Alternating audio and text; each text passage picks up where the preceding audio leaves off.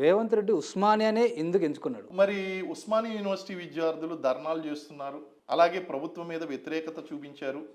గత ప్రభుత్వం మీద కూడా వ్యతిరేకత చూపించారు. ప్రస్తుత ప్రభుత్వం మీద కూడా వ్యతిరేకత చూపిస్తున్నారు. కాబట్టి ఆ వ్యూ అనేటువంటిది అక్కడే పెంచాలి. ఇప్పుడు గత గవర్నమెంట్లో కేసీఆర్ గారిని ఏమన్నారంటే ఉస్మానియా యూనివర్సిటీలో అడుగు పెట్టనివ్వం అన్నారు.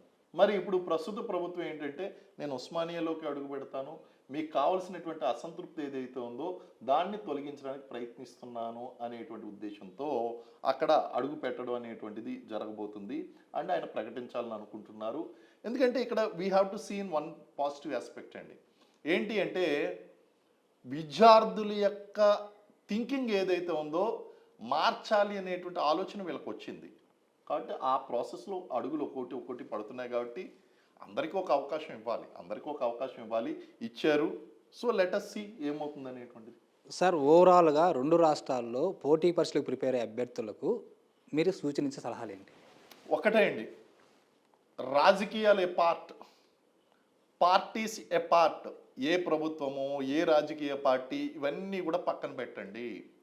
ఎవరైతే సీరియస్గా గవర్నమెంట్ ఉద్యోగాలకి ప్రిపేర్ అవ్వాలనుకుంటున్నారో ఇర్రెస్పెక్టివ్ ఆఫ్ ది కండిషన్స్ మీరు గనక 3 నుంచి 5 సంవత్సరాల గనక సమయాన్ని కేటాయించగలిగితే, మీ మీద మీరు ఇన్వెస్ట్ చేయగలిగితే, start your preparation today it self. ఈరోజు వరకు మీరు ప్రారంభించకపోతే ఈ యొక్క గొడవలతో మీకు సంబంధం లేదు, కోర్టు కేసులతో సంబంధం లేదు, ప్రభుత్వాలతో సంబంధం లేదు, రాజకీయ పార్టీలకు సంబంధం లేదు. వీటికి అతీతంగా మీరు ప్రిపరేషన్ ప్రారంభించండి. అది ఈ గవర్నమెంట్ ఇస్తుందా, నెక్స్ట్ గవర్నమెంట్ ఇస్తుందా, పాత ప్రభుత్వం ఇస్తుందా అన్నది మీకు అనవసరం. మీకు గవర్నమెంట్ ఉద్యోగం కావాలి అనుకుంటే కనుక వీటినన్నిటినీ కూడా పక్కకు పెట్టేసి స్టే ఫోకస్డ్. మీ యొక్క ఏకాగ్రత అనేటువంటిది మీ ప్రిపరేషన్ మీద ఉండాలి. మీరు ప్రిపరేషన్ చేసుకుంటూ వెళ్ళండి. అక్కడ భగవద్గీతలో శ్రీకృష్ణుడు చెప్పినట్టు మీరు కేవలం మీ యొక్క కర్తవ్యాన్ని నిర్వర్తించండి, ఫలితాన్ని నాకు వదిలిపెట్టండి అన్నారు. అదేవిధంగా మీరు ఏం చేస్తారంటే ప్రిపరేషన్ మీద దృష్టి పెట్టండి.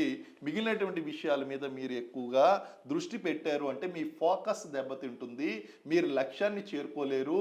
నిజంగా నోటిఫికేషన్లు వచ్చిన రోజున మీరు ప్రిపేర్డ్గా ఉండలేరు. కాబట్టి ఈ రోజు నుంచి మీ లక్ష్యాన్ని చేరుకోవడానికి మీరు ఈరోజే మీ ప్రిపరేషన్ ప్రారంభించండి. You can win and you will definitely win. మీరు సక్సెస్ అవుతారు, మీరు ఉద్యోగం పొందుతారు.